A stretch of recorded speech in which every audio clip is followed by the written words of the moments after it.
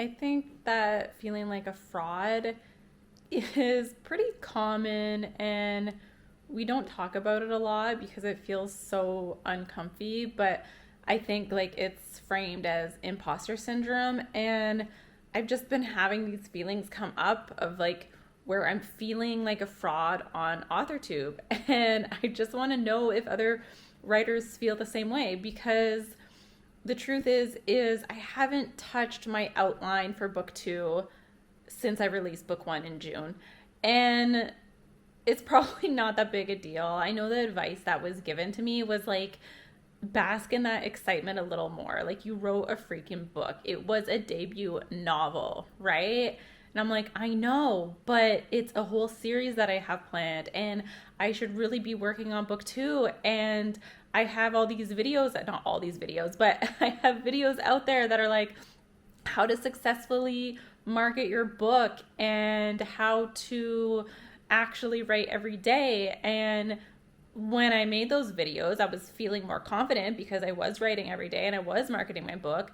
But now I'm not writing every day and now I'm not marketing my book. Like now I have been spending so much more time trying to develop also my book editing career just because I want to have options outside of occupational therapy.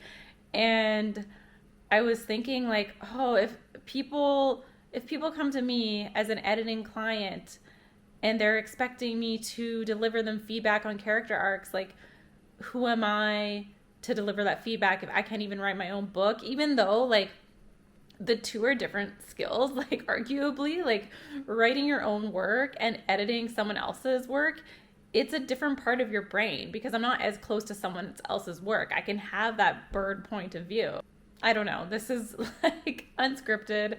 This is a tangent, but I'm just feeling like a fraud. And I was wanting to put out like a lot of educational videos for two reasons. One, to show people what it's like to be a self-published author, to show people what the process is.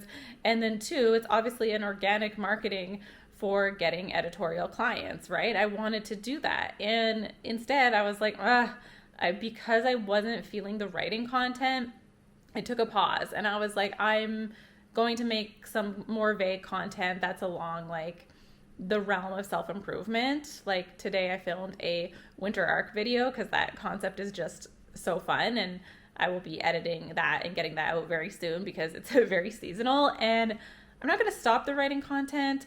I'm not going to stop book editing. I think part of this fraud is that I'm also feeling discouraged because I got my application back from my book coaching thing and it didn't pass the first rounds, which is apparently very common. And I do appreciate like it is being held to a higher standard.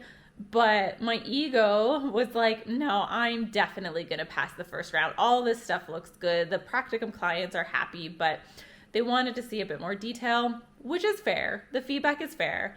But I'm just like, oh my gosh, it's another thing to do. And then I love authortube, but it is time consuming. And if you're like me and you're multi-passionate, I have like so many different projects on the go that I kind of bounce between each one and I'm not sure which one to focus on, which it's not, I don't really consider it a problem because it's fun and I like variety and I like being able to do work in a way that like fulfills that need for variety versus just doing like the same rote thing every day. But because I haven't picked up book 2 in months, I'm feeling like a fraud. Even though book 2 is top of mind, even though it's one of my goals, like even though I'm like, I'm going to do writing vlogs to keep me accountable so that I can work on book 2, even though I've been brainstorming with people on like the plot and the character arc of book 2, I think I'm feeling like a fraud because no words are on the page yet. And I know I say often that like thinking time is still writing time, but when you have the evidence of 0 words on the page, it's hard for me to even believe that I've been thinking of book 2. So I don't know. I mean, thank you for being here. Thank you for listening. I was just like watching some old videos of mine, to be honest, to be like, what advice was I giving? And I agree with all my own advice, but I'm like, I think we are our own worst enemy in that we don't follow our own advice always. And I think that's normal. That's why people hire coaches. That's why people want accountability. So I'm trying not to give myself a hard time, but I'm just wondering, with the time consumingness of authortube, writertube, whatever it's called, does anyone else feel like because of authortube they neglect their own writing, or do you feel like because of authortube you feel accountable to produce these writing vlogs that have content of you writing? Because I know some of the longer YouTubers, not longer, long-standing creators that I watch, Sarah Sutton is a great example, was that she was doing so many writing vlogs, I think like 3 a week consistently. It is her full-time career. She burnt out. She decided she didn't like the writing content anymore, and she started posting a lot of lifestyle content. Like, I'm just wondering, how sustainable do you think one form of content is, or one topic of content is? Like, if you're to do only writing content forever, or do you think it's better to go more broad? I don't know. And I'm also feeling like content or the internet is a vacuum, and I'm part of the problem because I was consuming all this amazing content on the winter arc, and I still love it. Like, I still really love the content, even though there's so much of it and it's very similar. I still love it. I'm not dissing the content, but because I saw it and I still love it, I'm like, well, I want to make content like it because it's so fun. And then it just becomes a lot of the same thing regurgitated on the internet. And I'm not saying I'm not going to release my winter arc video. I'm honestly super excited about it, but I'm like, I don't know. I guess I'm just wondering, like, what's the line between like creating what's trendy and then creating like what is uniquely yours? I know like personality plays into play, or like, this is an off-the-cuff video. This wasn't scripted. So you could say that this is a original piece of work. It's just me chatting. I'm hoping that this just feels like a FaceTime call where I'm just rambling to you about content.